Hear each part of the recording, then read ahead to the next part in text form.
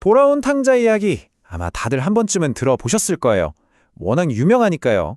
그런데 이 익숙한 이야기 속에 우리가 종종 놓치는 어쩌면 진짜 주인공일지도 모르는 또 다른 인물이 있다는 사실 혹시 아셨나요? 오늘은 바로 그 숨겨진 인물에 초점을 맞춰서 이 이야기의 진짜 의미를 한번 제대로 파헤쳐 보겠습니다. 자, 그럼 질문으로 한번 시작해 볼게요. 이 유명한 비유에서 진짜 길을 잃은 아들은 과연 누구일까요? 아마 대부분은 당연히 집 나갔던 둘째 아들이지 라고 생각하실 텐데요.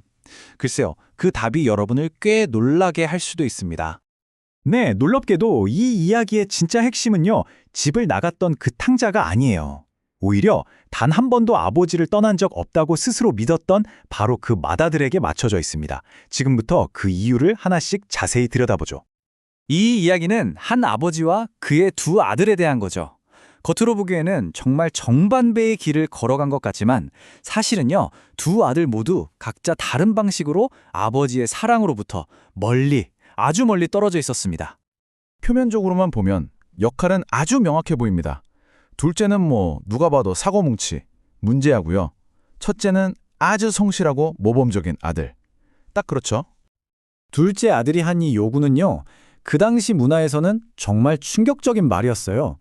이건 사실상 아버지는 저한테 이제 죽은 사람이나 마찬가지니 유산이나 빨리 주세요라고 말하는 것과 같았거든요. 그런데 맏아들의 말은 어떤가요? 이 말을 한번 잘 들어보세요. 그의 말 속에는 사랑이나 존경보다는 어떤 의무감, 그리고 내가 이만큼 했으니 당신은 나에게 빚졌다는 식의 계산적인 관계가 고스란히 드러납니다. 그렇다면 예수님은 도대체 왜 이런 이야기를 하셨을까요? 이 이야기의 진짜 반전을 이해하려면요, 당시 그 자리에 누가 있었는지, 즉 청중이 누구였는지를 알아야만 합니다. 바로 이 배경 속에 모든 실마리가 숨어 있거든요. 예수님 주변에는 항상 두 무리가 있었어요.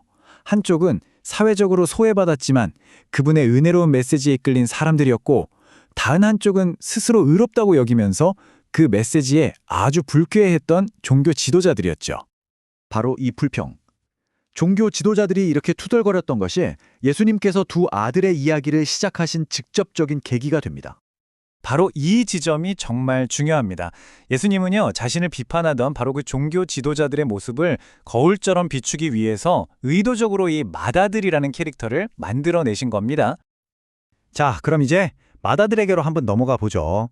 어떻게 한 사람이 물리적으로는 바로 곁에 있으면서도 감정적으로는 저 우주만큼이나 멀리 떨어져 있을 수 있는지 한번 살펴보겠습니다.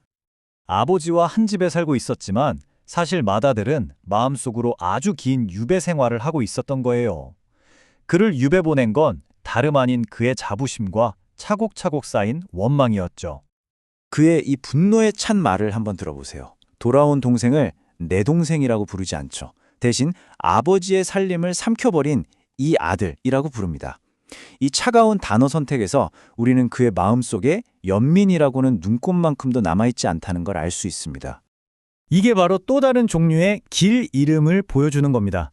대놓고 반항해서 길을 잃는 게 아니라 아주 엄격하고 기쁨이라고는 없는 종교적인 의무감 속에서 길을 잃는 거죠. 하지만 이 이야기의 진짜 중심 인물은 두 아들이 아니라 바로 아버지입니다. 그리고 이 아버지의 사랑은 두 아들이 보여준 두 가지 유형의 길 잃음 모두를 정면으로 마주하죠. 아버지는요, 온 동네 사람들의 손가락질을 받을 게 뻔한 그 둘째 아들을 만나려고 길로 달려나갑니다. 이건 당시 문화에서는 상상도 할 수 없는 일이었어요. 아들이 용서를 구하기도 전에 아버지가 먼저 달려가 용서를 베푸는 거죠. 그리고 정말 놀라운 건 아버지는 똑같은 사랑으로 맏아들에게도 다가간다는 겁니다. 모두가 즐기고 있는 그 흥겨운 잔치를 뒤로하고 밖에서 혼자 분노에 차 있는 맏아들을 만나러 직접 나갑니다. 아버지는 맏아들에게 아주 부드럽게 상기시켜줍니다. 얘야, 내 모든 것이 다 내 것이다. 무슨 뜻일까요? 그는 이미 모든 것을 다 가지고 있었다는 거죠. 단 하나, 그가 놓치고 있었던 건 조건 없는 은혜에서 오는 진짜 기쁨, 바로 그것이었습니다. 결국 두 아들 모두에게 아버지의 은혜가 절실하게 필요했던 겁니다. 단지 그들이 길을 잃은 방식, 그리고 그들에게 필요한 은혜의 형태가 조금 달랐을 뿐이죠. 그리고 이 모든 것이 우리를 이 이야기에 아주 기발하고 또 의도적으로 미완성으로 남겨진 결말로 이끕니다. 우리는 끝내 알 수 없어요. 과연 맏아들이 그 굳은 자존심을 버리고 돌아온 동생을 위한 그 잔치에 참여했을까요? 이야기는 바로 그 결정의 순간에 끝나버립니다. 이 비유의 열린 결말은요, 당시 바리새인들에게 던지는 예수님의 직접적인 도전이었습니다. 그리고 그 도전은 시대를 넘어 지금 우리에게도 똑같이 주어지고 있죠. 결국 이 이야기는 우리 스스로에게 질문을 던지게 만듭니다. 나는 둘째 아들인가? 아니면 맏아들인가?